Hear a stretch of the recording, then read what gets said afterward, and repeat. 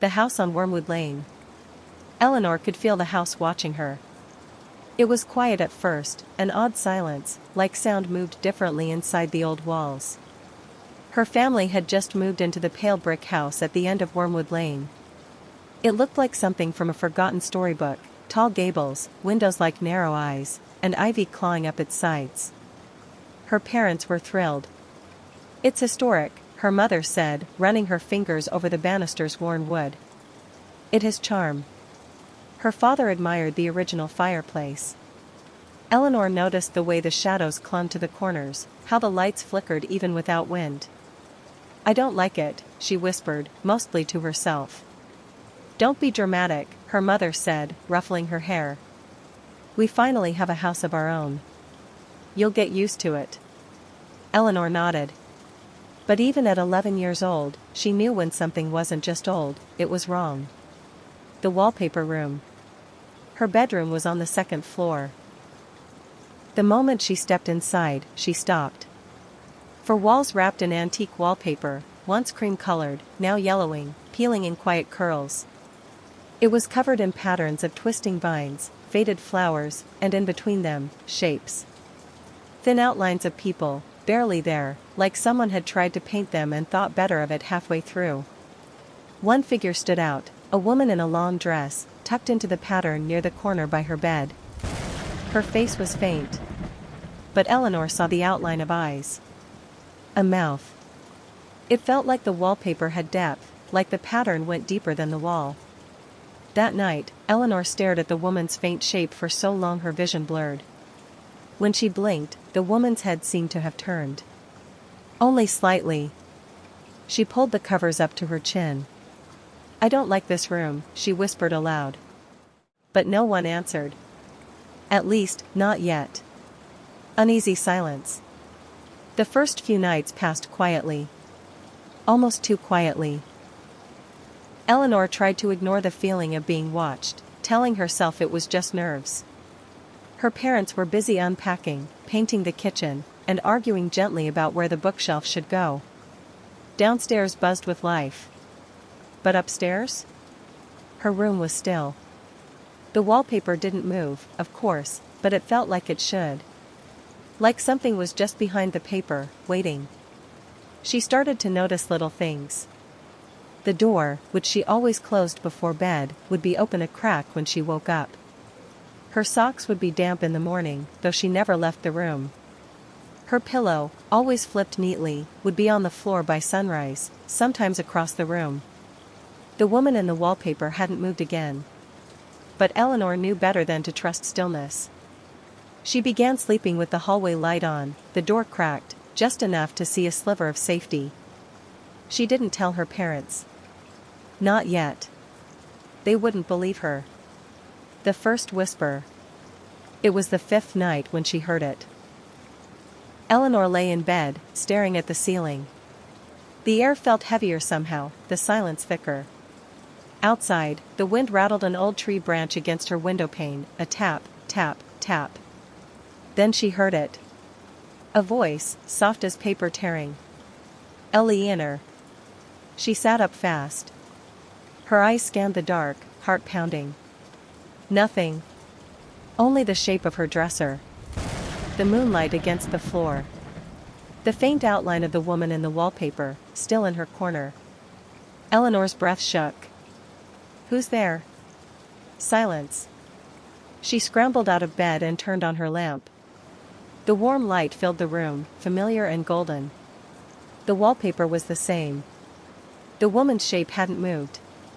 But the voice had come from inside the wall. And it knew her name. Shadows in the pattern. The next morning, Eleanor inspected the wall. She stood on her bed and traced the pattern where the woman's shape was. Her fingers brushed the yellowed paper, thin, delicate, cool. The woman's face was still faint, but it was clearer than before. Her lips were now defined, slightly parted. Her hair seemed longer, trailing like faded ink down her shoulder. Eleanor hadn't imagined it. The pattern was changing. She backed away, heart thudding. Later that day, her mother peeked into the room as Eleanor sat by the window, sketching. You settling in yet? She asked brightly. Eleanor hesitated. Do you think wallpaper can move? Her mother blinked. What? Like, change. Move around. Her mother chuckled. Is that your clever way of asking for new wallpaper? No, Eleanor said softly. Well, it's vintage. Original to the house, actually. I thought you'd like it. You love old things. Eleanor didn't answer. She looked at the wall again. At the woman. The wallpaper was old. But not everything that's old should stay. The eyes open. That night, Eleanor woke to cold. The kind of cold that crept up through the floor and coiled around your ankles like a wet hand. She sat up, shivering. The lamp on her bedside table had gone out. Outside, the tree branch scraped its usual rhythm, tap, tap, tap. Then, crack. Her bedroom door eased open, just an inch, then another. Eleanor held her breath. No footsteps. No creaks. Then her eyes drifted to the wall. And her blood ran cold. The woman in the wallpaper, she had opened her eyes. Before, they had just been soft shadows. Bare outlines. Now, they were wide. White. Watching. Eleanor tried to scream but couldn't. She could only stare. The woman was smiling. A slow, secret smile. Like she knew Eleanor would come back to look. The sketch. The next morning, Eleanor couldn't stop staring at the wallpaper. The woman's eyes were closed again. Back to the way they were before. But Eleanor remembered what she saw, those sharp white eyes in the darkness, open and watching. Smiling. She needed proof. Eleanor grabbed her sketchbook and began to draw. Her hands trembled as she tried to match the wallpaper lines exactly. The vines, the roses, and the faint outline of the woman's face. She drew the version she saw last night, eyes open, lips curved into that thin, knowing smile. She stared at the finished drawing. It felt too real. Almost as if it had weight. Downstairs, she showed her mother. Her mom tilted her head. You drew this? Yes, Eleanor whispered. Her mother squinted. It's very detailed. It's the wallpaper. Her mom laughed gently. Honey, it's just vines and flowers. There's no face. Eleanor blinked. You don't see her? No, sweetheart. Maybe you're letting your imagination run a little wild. Eleanor looked down at the page. The eyes in the sketch were still looking at her. The tearing. That night, Eleanor brought a flashlight to bed. She kept it clutched in both hands under the blanket, waiting. She didn't know what she was waiting for, just that something was going to happen. At 3:12 a.m., she woke with a jolt. Scrrrk. It was coming from the wall. The sound of tearing paper. She turned on the flashlight and aimed it toward the corner. The beam cut through the darkness, and her breath caught. The wallpaper was lifting. Right where the woman was. Not a lot. Just a corner, slowly curling outward as if invisible fingers were peeling it away from the plaster. The woman's hand, once just a shape, was now sharp and defined. It looked like she was reaching out. Eleanor sat frozen. The paper trembled. Then stopped. The curl lay still. But the woman's fingers stayed visible, real, pressed against the inside of the wallpaper. The history unveiled. The next morning, Eleanor found her parents in the living room, scrolling through their phones. I want to know more about this house, she said, her voice shaky but determined. Her father looked up.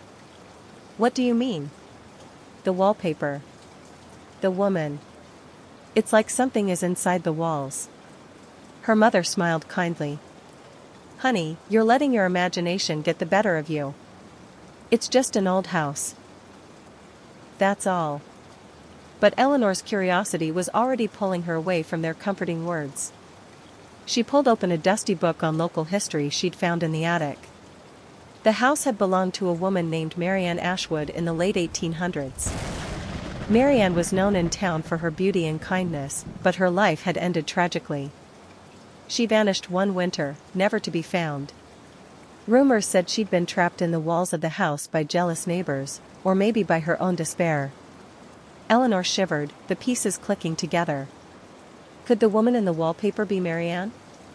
Was she still trapped here? The warning. That night, Eleanor decided to tell her best friend, Lucas, everything. They sat on the floor of Eleanor's room, the pale yellow wallpaper curling in the lamplight. I swear I heard her whisper my name, Eleanor said, voice barely above a whisper. Lucas frowned. You're sure it's not just the wind or a dream? Eleanor shook her head. No. It's like she's trying to get out. Last night, the wallpaper lifted. Her fingers were there, pressed against the paper like she was trapped. Lucas blinked, unsettled. That's creepy. Have you told your parents? No. They think I'm making it up. Lucas looked at the wall. Maybe you should stop paying attention to it. Eleanor shook her head again. I can't. She glanced at the corner near her bed. And the woman's face seemed to be watching her. The first contact. The next few nights passed with no new events, or so Eleanor thought. But one night, she woke to the sound of breathing. Soft, uneven breaths coming from the corner of the room. Her heart pounding, she whispered, Marianne? Is that you? The breathing slowed. Then a voice, so soft she thought she imagined it, answered. Please, help me. Eleanor's eyes darted to the wallpaper. The woman's face was clearer than ever. Her eyes pleading, her lips trembling. Help me, she whispered again. Eleanor's hand shook. She wanted to help, but how? The promise. Eleanor touched the wallpaper carefully, feeling the brittle surface beneath her fingertips. I don't know how, she said softly. But I will. The woman's face brightened slightly, almost like a flicker of hope. For the first time, Eleanor felt something like a connection. She spent the next day researching, scribbling notes about old houses, ghosts, and legends. Her parents noticed her distraction but said nothing. Eleanor knew this was her secret. Her mission.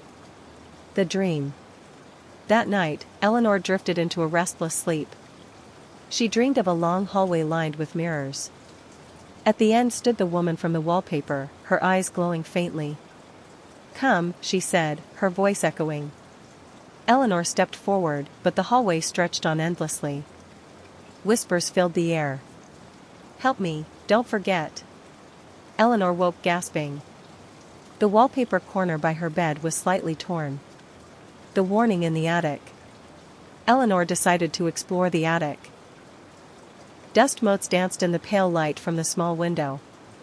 Boxes of forgotten belongings were stacked in corners. Near the back, she found an old trunk. Inside, yellowed letters, photographs, and a faded diary. The diary belonged to Marianne Ashwood. Eleanor's fingers trembled as she read the first lines. I am trapped. The walls close in. I fear I will never leave. A chill ran down Eleanor's spine. She wasn't alone in this house. Marianne's story. The diary told of a young woman accused of witchcraft, misunderstood and feared. Marianne had been locked away by neighbors jealous of her kindness and beauty. Days passed in darkness, with only the walls for company. She wrote of a shadowy figure who visited, promising release, but it never came. Eleanor's eyes filled with tears. Marianne's pain was trapped in the wallpaper, waiting for someone to hear her. A plan begins. After reading Marianne's diary, Eleanor felt the weight of her responsibility. She knew she couldn't ignore the woman in the wallpaper any longer. That night, she sat in her room with the diary open and a notebook to write down ideas. How can I help her? She whispered. The scratching noise started again, soft and rhythmic. Eleanor pressed her hand against the wallpaper. I'm listening, she said firmly. The woman's outline shimmered, and the faintest whisper echoed, find the locket. Eleanor's heart raced. The hidden locket. The next day, Eleanor searched the attic again, this time with purpose. Inside an old box labeled Ashwood, she found a small velvet pouch. Inside was a tarnished silver locket, delicate and cold to the touch. Opening it revealed a faded miniature portrait of a young woman, the same as the one in the wallpaper. Eleanor held it close. "I think this is yours," she whispered. The warning escalates. That night, the house changed. Doors slammed shut on their own. The temperature dropped sharply. The wallpaper figure's smile twisted into a grimace.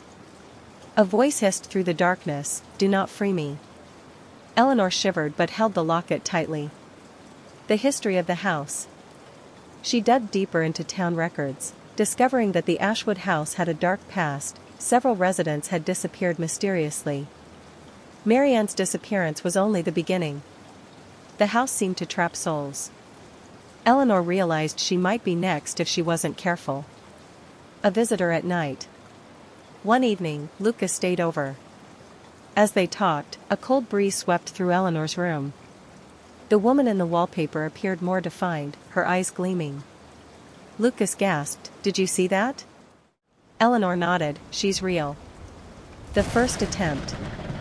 Eleanor tried placing the locket against the wallpaper. A cold wind swept the room. The wallpaper began to tear, revealing a dark void. The woman reached through, whispering, "Free me." Suddenly, the wall slammed shut. Eleanor fell back, heart pounding. The warning from the past. In Marianne's diary, Eleanor found a cryptic passage about a ritual to release trapped souls, one requiring courage and sacrifice. She hesitated. The disappearance. Objects in Eleanor's room began to vanish, her favorite book, her sketchbook. She suspected the woman was taking things. A chilling thought hit her. What if the woman wanted to replace herself with Eleanor? The confrontation. At midnight, Eleanor faced the wallpaper. "Why are you trapped?" she demanded. The voice was barely audible. Jealousy, fear, lies. Eleanor's eyes widened. The truth revealed. The woman revealed her name, Marianne Ashwood. She was betrayed by those who envied her. Her spirit lingered, bound to the walls, longing for peace. The pact. Eleanor promised to free Marianne. Marianne warned her the process was dangerous. Eleanor nodded. The ritual preparations. Eleanor gathered items listed in the diary: candles, salt, the locket. She planned to perform the ritual at midnight. The night before. Eleanor struggled to sleep. Shadows seemed to crawl across her ceiling. The scratching grew louder. The ritual begins. At midnight, Eleanor lit the candles. She placed the locket on the wall. Chanted the words from the diary. The wall tears open. The wallpaper ripped away. A cold hand reached out. Eleanor's breath caught. The darkness pulls. A shadowy figure emerged. The room grew colder. Eleanor felt herself pulled toward the darkness. The strength to resist. Eleanor fought the pull. Remembering Marianne's words. She grasped the locket tightly. Marianne's release. The shadow smiled sadly. Whispered, "Thank you." And vanished. The house changes. The room warmed. Sunlight flooded through the window. The wallpaper was plain now. The aftermath. Eleanor told her parents everything. They believed her. The house no longer felt wrong. Moving forward. Eleanor kept the locket as a reminder. She felt stronger. Life returns to normal. Days passed. Eleanor and her family settled. The house lost its haunting. Eleanor dreamed peaceful dreams. The final goodbye. One night, Eleanor looked at the plain wall. A gentle breeze brushed her cheek. A soft voice whispered, "Thank you." Eleanor smiled. She was finally free.